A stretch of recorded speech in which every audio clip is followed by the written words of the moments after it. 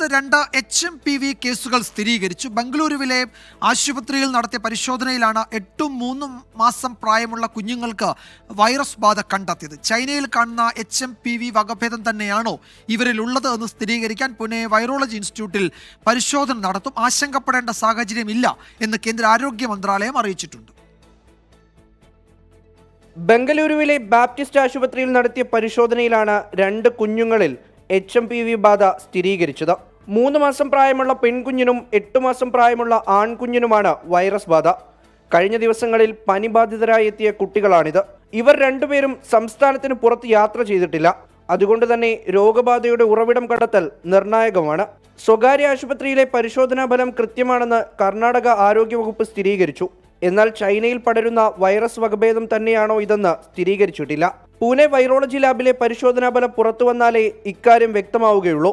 സാധാരണ കുട്ടികളിലുണ്ടാകുന്ന വൈറസ് ബാധയാണെന്നും ആശങ്കപ്പെടേണ്ട സാഹചര്യമില്ലെന്നും ഡോക്ടേഴ്സ് പറയുന്നു. സംസ്ഥാനത്ത് ജാഗ്രതാ നിർദ്ദേശം നൽകിയിട്ടുണ്ട്.